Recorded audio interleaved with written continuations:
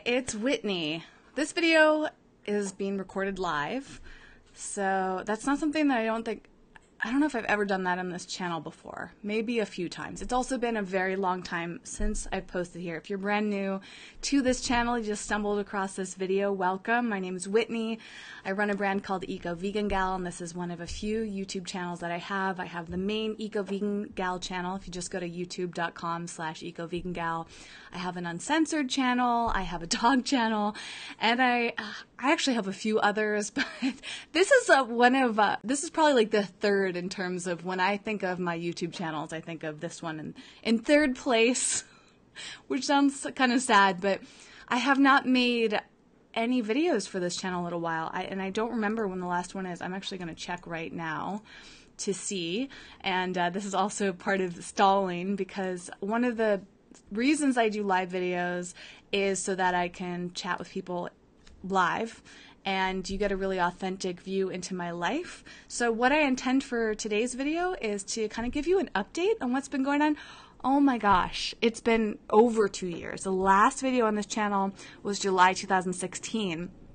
And at that time, I was thinking about posting like all my Snapchat videos. It's amazing how much has changed in the past 2 years, because, hold on, this software is acting a little wonky. Give me a second. Okay. Yeah, so much has happened in the past couple years, and Instagram stories didn't even exist back then. So I was creating all this content on Snapchat, and then it would just disappear, so people wouldn't see it anymore. And so what I was doing in the past couple videos for this channel, my intention was to like edit together all these highlights from my Snapchat, but I gave up on that. And for those of you who have been subscribers to this channel for a while and have been wondering what's been going on, it's really just that sometimes my priorities shift. I started this channel, I think, in 2011 or 12, before like vlogging was as big as it is now, or at least like talking about food. People didn't really do like the what I eat in a day type of videos. So this channel was like a little ahead of its time, and I think had I started it a little later, maybe I would have kept up with it during that what I eat in a day trend. Anyways, I don't need to over-explain, but I want to share with you some things that are going on, and I want to talk to you about something that I'm trying out and have been trying out for the past month or so, and that is the keto diet. Now, don't worry if you saw this title and you're like, whoa, is she no longer vegan? I am still vegan. I'm just doing a vegan plant-based version of the keto diet, and I'm also trying out intermittent fasting, and I've been exercising a lot. I've been really focused on my body in like a different way than I have been, at least for a while, over the past month. So this past month, I'm like hyper focused on what I'm eating and how much movement I'm getting, and just all the different ways to take care of myself. I'm getting body work more regularly, like massages. I'm doing stretch therapy. I've been doing so much to take really good care of myself, because honestly, I kind of let myself go for the majority of this year, 2018, and I feel like maybe even like part of the end of 2017, I didn't like the way that I look or I felt, and I wanted to do something different. I came across the keto diet, I think I actually had heard about it earlier this year in 2018. It's been very trendy this year, and I didn't really know anything about it except that it was like meant to help people with weight loss and burning fat. And so when I was interested in doing that for myself, because I had gained some weight, I'm going to talk about this a lot more in depth. This is just like kind of the overview of why I'm doing keto. You're getting like the sneak peek right now, because I haven't talked about this very much at all. I think I've mentioned it on my uncensored channel, but I don't think I've said a word about it on like my Instagram or Facebook or my main YouTube channel. So you're getting the inside scoop right now. Anyway, so I just kind of fell into keto out of curiosity, kind of similarly to when I first went gluten-free back in 2010. And by experimenting with going gluten-free, I realized I had sensitivities to it. My body changed so drastically when I went gluten-free. And I've been experiencing similar effects with this. It also kind of reminds me of when I was trying 80-10-10, which is like the high carb, low fat diet for the plant-based diet. I did that in 2012 and my body just like transformed so fast. And right now, because I've been combining a plant-based keto plus intermittent fasting plus a lot more exercise, I don't really know which one is the biggest factor, but I actually lost like 8 pounds in a week when I first started this. And I was like, whoa, something's going on here. But that's also, from what I understand, pretty common for keto and intermittent fasting. Again, like a lot of people combine the two of them, but I don't really know which one is having the biggest factor. And Meredith was watching live. Thanks for being here, Meredith. She asked, I'm going to make this all fancy and add to the broadcast, what foods do, how do you do keto as a vegan? What foods do you eat? So I'm going to talk about that a lot, or I plan to, on my main channel. I'll give you a little overview now and stay tuned, because either on this channel and or the main one, I'll be doing a ton of content. I also want to say that I'm not sure how long I'll do keto for. There's so much more I want to learn about it. I want to make sure that it's healthy for me and not like detrimental, right? Because it does feel quite extreme, especially when you're doing it plant-based. So basically, keto is, and again, I'm not an expert in this. This is like a month long into keto for me. And I just don't know how long I'm going to do this, but I did some research there. At first, I found it really hard to find any resources on a vegan version of keto. Like I would type that into Google and get like a few suggestions on shopping lists and recipes, things you can eat. And at first I was like, oh my gosh, this is so restricted. And when I have talked about this on my other channels, I have talked about my struggle, my past with disordered eating. And so I have to be really careful with a restricted diet like this, because similar to how I felt with 80-10-10, it's a huge change. Like if you're used to eating like anything plant-based, and then I went from everything plant-based to gluten-free plant-based, and then I went from soy-free and gluten-free plant-based, and I just kind of like was experimenting with a lot of things and reducing things that weren't making me feel good. So both when I tried keto for the first time and 80-10-10, it was like, ooh, is this too restrictive? But I'll have to say, now that I'm about a month into it, it doesn't feel restrictive to me at all. So the basic idea of keto is that you're eating as low net carbs as possible. I didn't even know what net carbs meant when I first dug into the keto diet. So basically, when you look at a nutrition label, it'll show you total carbs, and then underneath it'll say how much fiber and sugars in it. You can deduct the fiber from the total carbs, and that is your net carbs. Again, that's my understanding of it. So if I say anything incorrectly, let me know. And please don't take anything I'm giving you as like medical or nutritional advice, because I'm not a doctor, a medical professional, and I'm so new to this. So this is just sharing my experiences and my current knowledge. So I started looking at what my options were, because I took out all grains. I'm someone that loves rice. I like quinoa. A lot of my diet was based in rice and things like rice pasta and actual just plain rice, brown rice. I loved like rice tortillas. Like rice as a gluten-free vegan was a really big part of my diet. So taking that out was tricky at first. But luckily, there's a lot of cauliflower rice out there. Like most grocery stores have that. Restaurants are starting to carry it. And it kind of looks like rice. It doesn't really taste like rice, but you can actually use cauliflower rice the same way. So one of my favorite things to eat previously to trying keto is just like a rice bowl with roasted vegetables. And now I do the same thing, but I have cauliflower rice, or I'll just have roasted vegetables. Thank goodness those are good on the keto diet, because I could eat just roasted vegetables all day long, and that's a pretty big staple of my diet. So tonight I'm probably going to have some roasted cauliflower. I love that. That's a really big part of the keto diet. I might have some roasted zucchini. I basically have been like consuming a ton of green vegetables like kale and broccoli and collard greens and green beans and Brussels sprouts and those sort of things. I roast them, I steam them, I come up with different low-carb sauces to put on them. And also, one of the best things that I discovered fairly recently, this is like the best news because, you know, when you're eating roasted vegetables a lot, it can start to feel like boring at first. Although I have to say, since it's been a month, like I'm used to eating that, and the food, I'll tell you more about that later. I'm so excited. I'm a little bit all over the place. So bear with me. One of the best pieces of news that I got trying this keto vegan diet out is that Beyond Meat, majority of their line of products are keto friendly. They're low carb.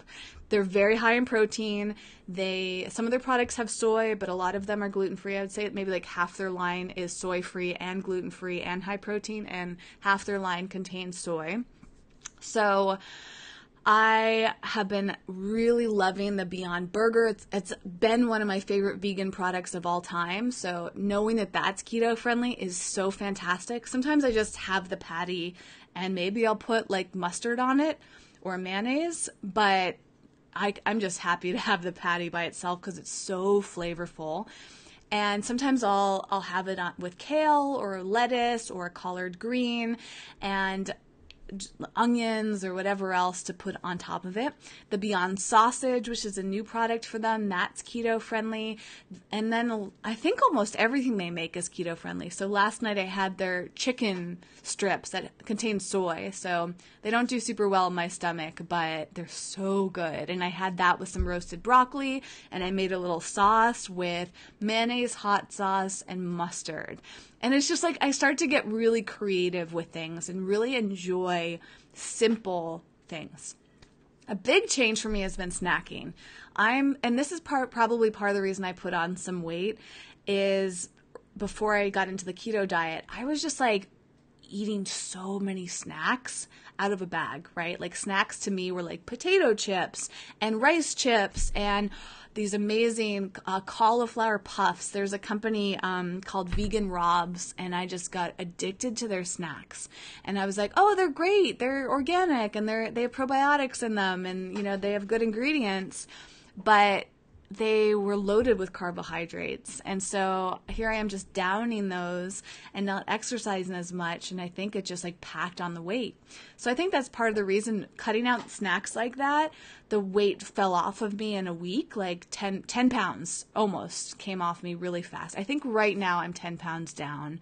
I kind of plateaued after like a week and a half, 2 weeks. And now I haven't really seen a difference.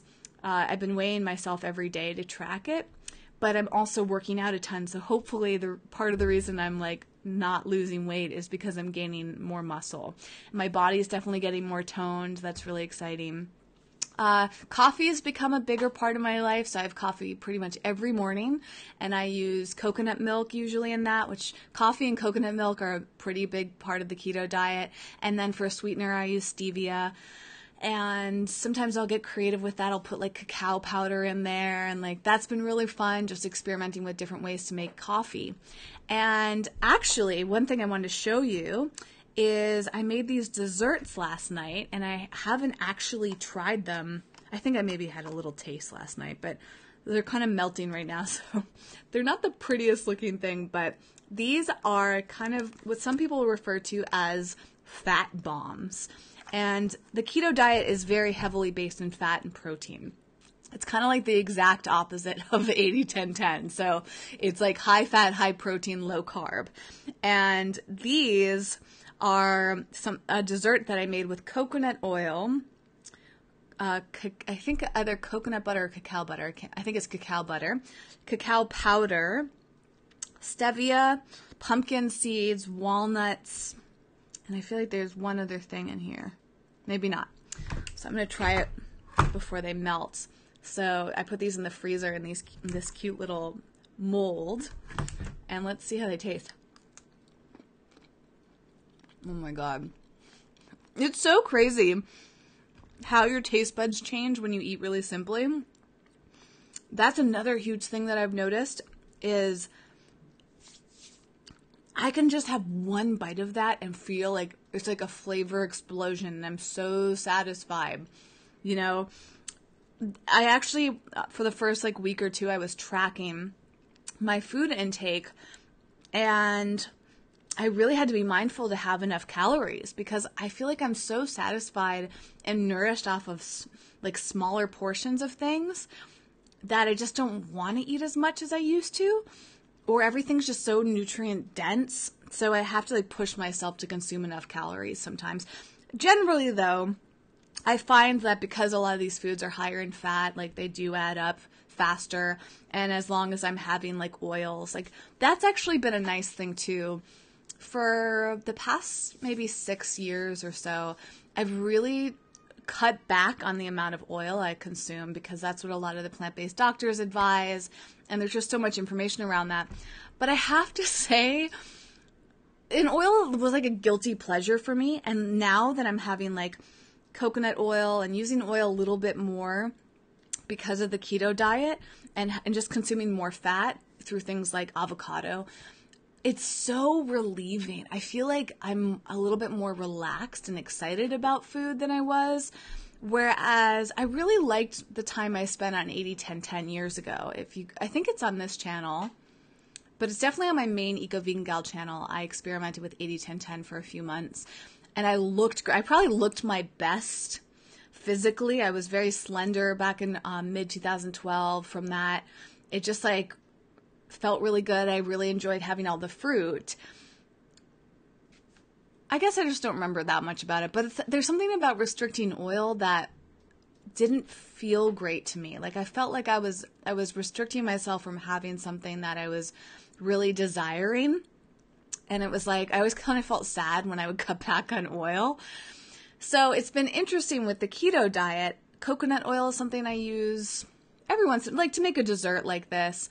And then olive oil, but really they're there, but I try not to use them just because. I think that would be how I would describe my relationship with oil, is that I don't want to overdo it. So I use oil to roast some vegetables, and I'll use oil to make like a dessert like this. I might be able to make this oil free if I just used coconut butter, and I can experiment with that, but I guess like that's another big difference that I've just noticed is like I'm kind of excited to use oil because that's part of the diet and because I'm cut out so many things.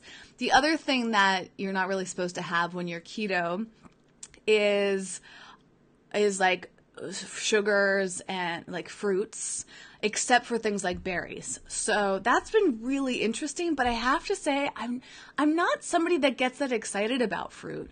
And that I think that's also the big difference between this experience and when I did 80-10-10 is like, I remember loving mango and watermelon. I did 80-10-10 very seriously at the height of summer, or like going into summer. And I remember just like loving watermelon and getting mangoes and trying all these different fruits. And that was really pleasurable. But overall, I'm somebody that just loves vegetables. Like I said, I love roasted vegetables. And I would generally pick roasted vegetables over fruit. Fruit's just not something that I get into. Every once in a while, I'll want watermelon and I'll want mango, but it's not like something I'm dying to eat all the time. And so maybe that's why 80-10-10 has been a hard diet for me to really consider again, is because when I try to just eat fruit, I feel like I'm really missing, like, my body's just like, but I'd so much rather have vegetables instead of all this fruit, you know? So that's another thing that's made keto really easy for me, is like not having fruit isn't that big of a deal for me.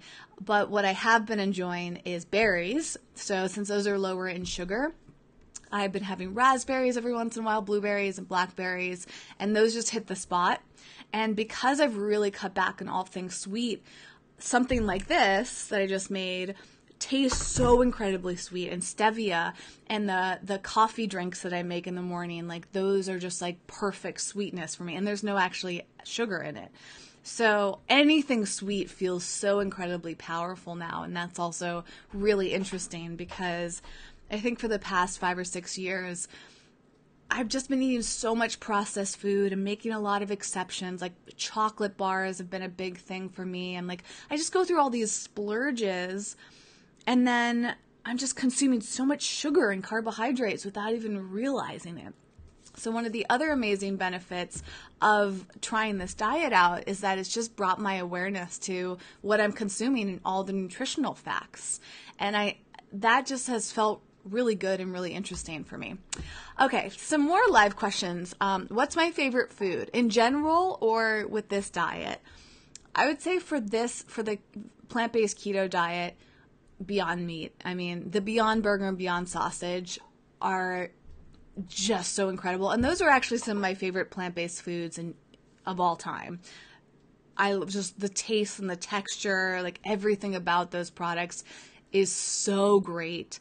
And I feel like it's very primal. Like the ingredients tap into like a primal memory or something, because they have a smoky flavor and they're very meat-like, so you can like have that meat experience with being completely cruelty-free and eco-friendly and, you know, loaded with protein. They're actually, the nutritional benefits of a lot of Beyond Meat's products are better than their meat-based equivalent. So I get really excited about that stuff. But if I were to say an unprocessed food, probably cauliflower right now. It's just so satisfying. I really like broccoli, but I'm like having a love affair with cauliflower. And another huge thing on the keto diet is avocado, but I've discovered that I'm not that into avocado. Like, I love guacamole. I like putting avocado in certain things, but overall, I'm just not that drawn to having it all the time. I think a lot of people who are doing a plant-based keto diet are like eating tons of avocado, and I'm like, maybe once a week I'll have it.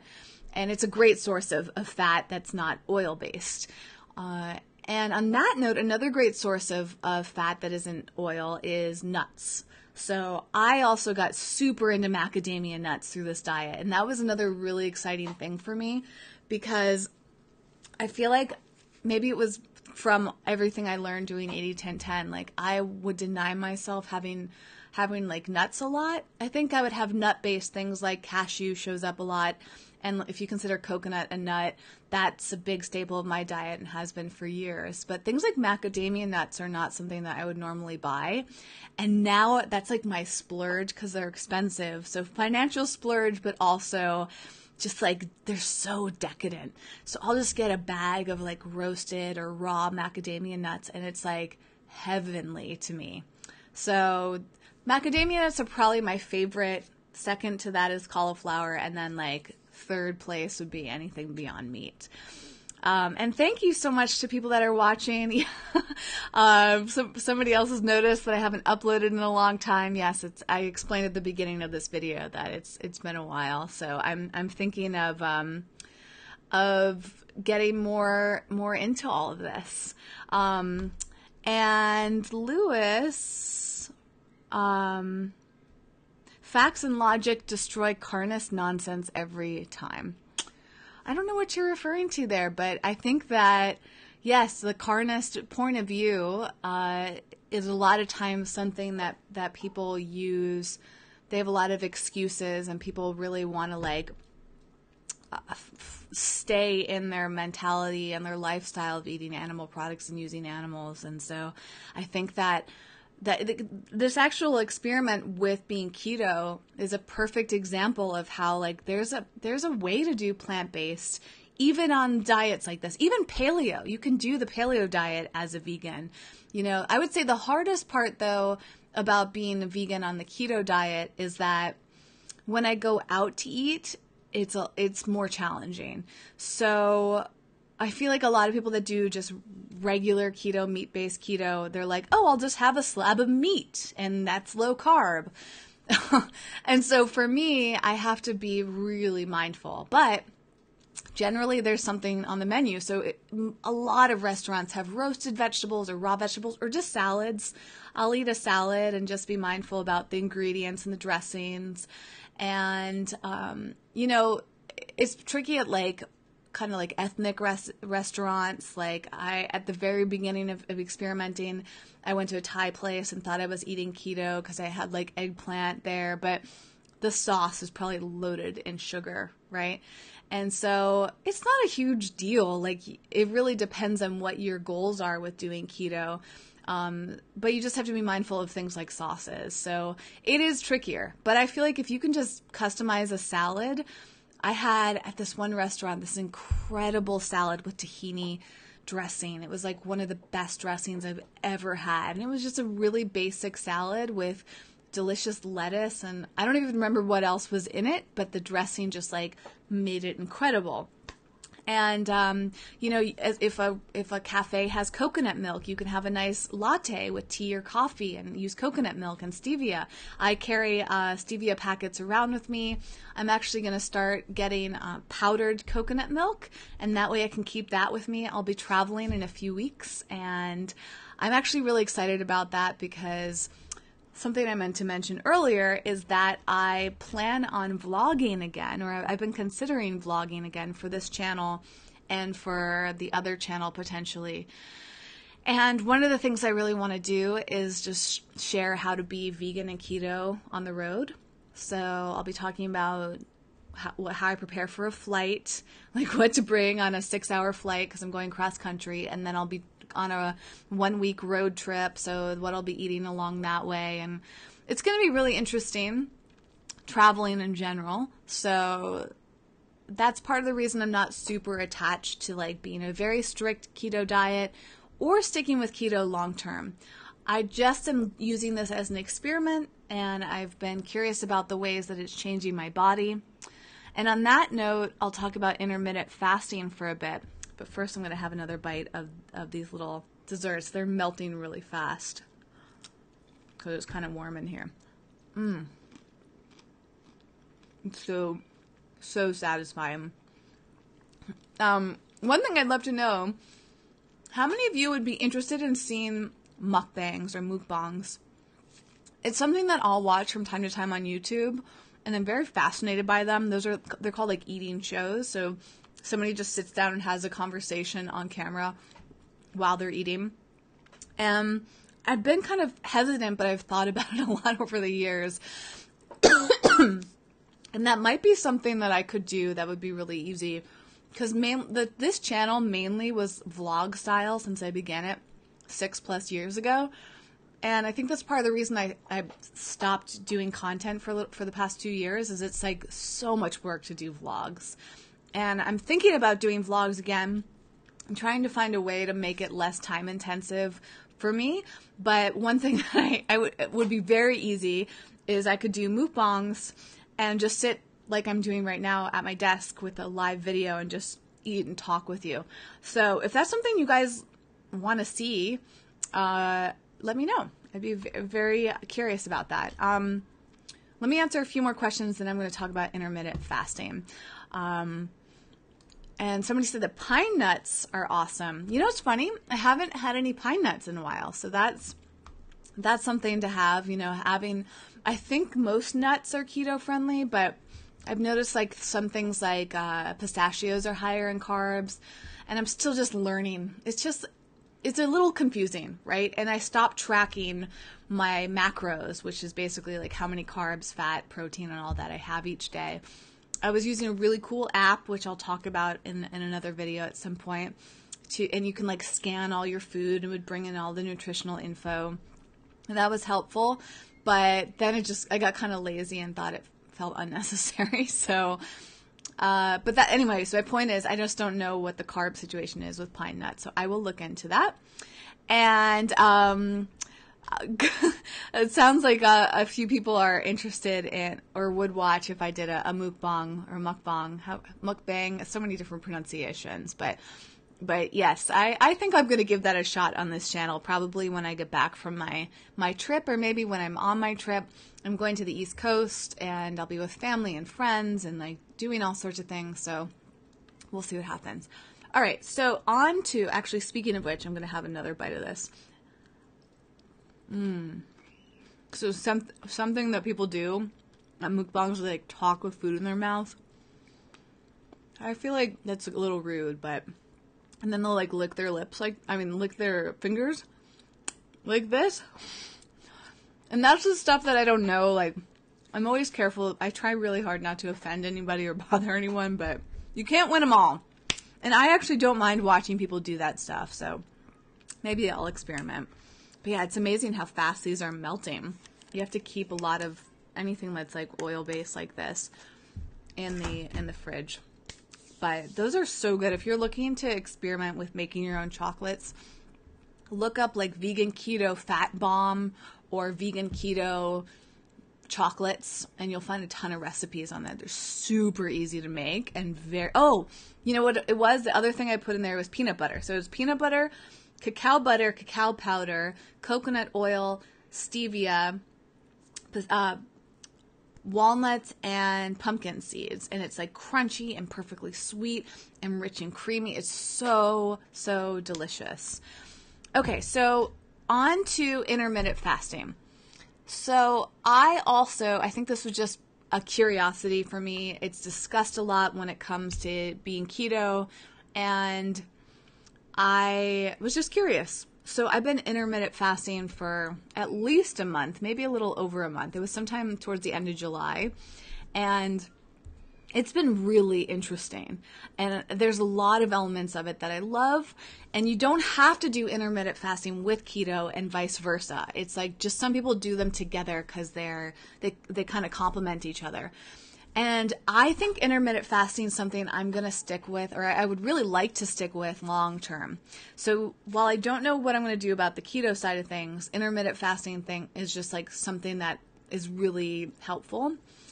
So one of the main reasons is that I have never successfully stopped eating hours before bedtime long term. So there's a lot of data that says you should stop eating at least a few hours before you go to sleep so you give your body time to rest. I've known this for years, but I really struggled to stick with it. I would always come up with an excuse. I'm like, I'm just going to have a little of this, and I'm just going to, there's always something. My personal aim with the intermittent fasting, there's a lot of different versions of it. I've been doing something called like 16-8, which means that I fast for 16 hours and I eat between an 8-hour period of time. A lot of people do that from 12 to 8. I, based on my sleep schedule, do it from 2 to 10. And basically there's a 4-hour window when I wake up and a 4-hour window before I go to sleep, right? So I stop eating at 10 o'clock. I usually go to bed at 2. Don't ask me why, but I just love staying up till that time. So at 10 o'clock, I don't eat anymore, and I have 4 hours of being awake before I go to sleep. And then I fall asleep around 2 a.m. I wake up around 10 or 11, and I guess it depends like how many hours of sleep you're getting, right? So if I get 8 hours of sleep, then I'll have 4 hours between the time I wake up and the time that I eat. Or if I get 9 hours of sleep, then I'll have like 3 hours in the morning. And there's also research to show that it's really helpful to go as long as you can in the morning and to do some sort of movement, exercise, to just kind of be in that fat burning stage, and like your body's just digesting better and it gives you more energy. Like there just seems to be a lot of interesting information about that. There's also some people that think that it can help with your longevity. So it's really pretty great. I still am struggling though with cravings at night especially. And it's really interesting because mentally, I think one of the big reasons I've been eating at night and have had such a hard time controlling myself from eating late at night is just like an emotional crutch or something. So I've noticed over this past month or so that whenever I watch TV, I want to eat something. And also, I think that's actually mainly it. I tend to like relax and watch TV or YouTube or a movie at night before I go to bed. And I'm just very used to, I'm in the habit of and easily triggered by those activities to want to eat. So what I've been doing instead is I'll have gum. So I don't know. I actually haven't researched, like, is that okay to have gum when you're fasting? I don't see why not, especially if it's 0-calorie, sugar-free gum. But like at most, like a piece of gum is going to have a couple calories if you're getting a healthy one, like an all-natural gum, which is what I would chew. And so I have those as like my little crutch. And then also sparkling water I find super helpful for late nights. And then in the morning, I generally do not have trouble, but there are some people that believe it's okay to have coffee before you officially break your fast with food. So in the mornings, if I'm feeling really low energy, or if I'm getting like hungry and feel like I can't wait till 2 p.m. to eat, then sometimes I'll just have a little coffee. And some people believe you shouldn't have anything aside from water. So sometimes I just drink a bunch of cups of water. That's usually what I try first. Sometimes I'll have sparkling water. Sometimes I'll have gum. And then I'll have coffee. That's usually one of the first things I do to break my fast, is I'll have coffee with coconut milk and stevia, and I'll make like kind of a fatty coffee drink for myself. Like if you've heard of bulletproof coffee, that's actually a brand, but also like a style of coffee where they combine coffee with typically butter or coconut oil and coconut milk, and they just make it like this fattening drink for you, which is, I guess, supposed to help with your energy and your mental state. So yeah, it's all super interesting. It's all one big experiment. That's really the summary of it. I've been loving it. I've definitely noticed a difference. I've lost weight. I feel like I have more energy. I think my digestion's getting better. That's also the big interesting element of this, is that I think digestive issues have really ruled my life. I think actually a lot of people, if not most of us, have gut issues. And that's because of the way that we eat, the processed food, the soil, and probably the air quality, like so many things that are contributing to poor gut health. And gut health can affect your immune system. It can cause you to gain weight. It can cause you to be bloated. It can cause you to have issues with going to the bathroom, like all of those things. And I think doing intermittent fasting and eating so clean, eating so few unprocessed food, really nutrient-rich food, as I've been doing for the past month, I've noticed myself feeling less inflamed. But what I also have noticed is that my gut is still super sensitive. So while a lot of the gut issues I've had off and on throughout my life have gone away or greatly diminished, I have noticed that I still get bloated. And it's like, I have no idea what's causing that, like, because of how simply I've been eating. And then my stomach, actually, if I press on it, hurts a little bit. And I mentioned earlier, I've been doing things like body work. And so like when one of my massage therapists has pressed into my stomach, I'm like, wow, that hurts. Like, it feels like it's just sensitive, right? And then when I do yoga too, I notice that sometimes too. And so I'm really curious what's going on in my gut. I just started taking a new probiotic today, and I'm really hopeful about this one because it also has something in it called L-glutamine, and that's supposed to be really good for your gut. I've been wanting to take that for years, and I'm really excited that this new probiotic has it in there. So another factor is I haven't taken probiotics much in the past few weeks. So now I'm going to switch over, see what happens when I start taking probiotics again, when it has this L-glutamine in it, and see what happens. It also may be that my gut has been so messed up for years that it's just adjusting to this new way of living. And maybe I'm on my way to better gut health as a result of fasting and just eating a lot less processed foods and sugars. So we'll see. That's a big question mark for me, and I'll keep you posted on all of that. So I'm going to start to wrap things up. If any of you have any other questions, now's the time to ask. You can ask them here live. You can ask them in the comments section. I have a wonderful assistant that I've been working with recently, and she's been going through and reading comments on all my channels, making sure everyone gets responded to. So I can promise you now that someone, either me indirectly through my assistant or me directly, one of us will get back to you, and you can always message me on social media. I'm at EcoVeganGal, and you can email me. And speaking of email, I should have mentioned this earlier, but I got so excited to talk about this diet. I have a newsletter, and over the past 3 weeks, I've completely revamped it. I'm also working on revamping my whole website. Like, there's a lot of changes coming, because I'm about to celebrate 10 years of my brand EcoVeganGal, October 20th. 20th, so less than 2 months away, I will officially have been doing this content for 10 years. It's pretty crazy, but a really great way for you to keep in the loop with everything going on and all my tips and video content and all that is through a newsletter. So it's not there right now as of the time I'm recording this, but it will be there in the description. And if you go to like any other video on this channel, there should be a link to my newsletter there. And it's also linked on my website. If you go to ecovegangal.com, you can sign up. You'll get a weekly email from me, and there's tons of stuff in there. I'm going to be doing regular giveaways, like probably weekly. That's my aim. I have like recommendations like books and events that are going on. You can see recent videos that I've created and like Instagram stories and stuff like that. So I'm trying to like make the newsletter a summary of what I've been creating, but also things that I've been loving and advice and tips and all sorts of things related to eco-veganism. So I hope you sign up for that. Thank you so much for watching. If this happens to be your first time watching the channel and you enjoyed it, you want to follow my journey with keto and intermittent fasting and all of that, subscribe to the channel, turn on notifications. It sounds like a number of you really want to see mukbang, so there's going to be at least one happening here. Maybe I'll do like a vegan keto mukbang. I don't know if anyone's done that. Does that exist on YouTube?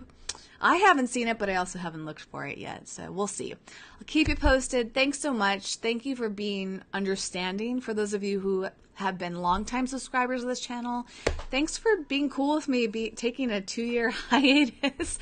I've created a lot of content on my other channels and social networks, but it's really amazing for those of you who are here for it all. So thank you again. Thank you. Food Forest Permaculture said, look forward to more live broadcasts. Yes, live broadcast is my like forte. I love live broadcasting. And so if I can make it interesting with like a mukbang and make it, you know, just what I really always love to know what you're looking for, because I'm someone that can easily sit here for 40 minutes and talk about things. I just would love to know if this is something you want to see regularly. All right. That's it for tonight. Hope to see you very soon here on this channel, on my other channels, on Eco Vegan Gals, Facebook, Twitter, Instagram. I'm not really doing stuff on Snapchat at the moment, but I'm still on there if you want to connect. And I hope that you sign up for the newsletter so you can stay in the loop and easily email me and all of that. Okay, I'm getting a phone call, so I gotta go, and I'll see you very soon. Bye.